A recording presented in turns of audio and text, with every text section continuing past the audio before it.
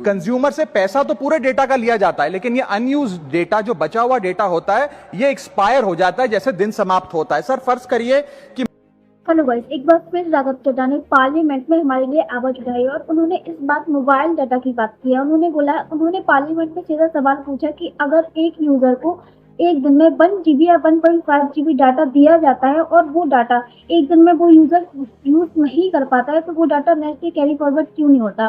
पैसे तो हमने पूरे डाटा के दिए हैं ना। और गाइस, इतना ही नहीं, महीने के अंत में जो डाटा बच जाता है वो एज अ डिजिटल असेट क्यों नहीं बनता? सपोज दैट अगर हमारे बैंक में पैसे बच जाते हैं शॉपिंग करने के बाद, तो वो तो नहीं जाते। और अगर आप स्विगी या जोमेटो से कुछ फूड ऑर्डर कर रहे हो और वो फूड आप पूरा नहीं खा पाते, तो नेक्स्ट डे जो ऐप है वो तो आपका खाना डिलीट नहीं करती ना। बस एयरलाइंस कंपनी एक्स्ट्रा वेट होने पे हमसे चार्ज करती है, बट यहाँ पे तो जीबीस में डाटा ही गायब हो रहा है और कोई जवाब नहीं।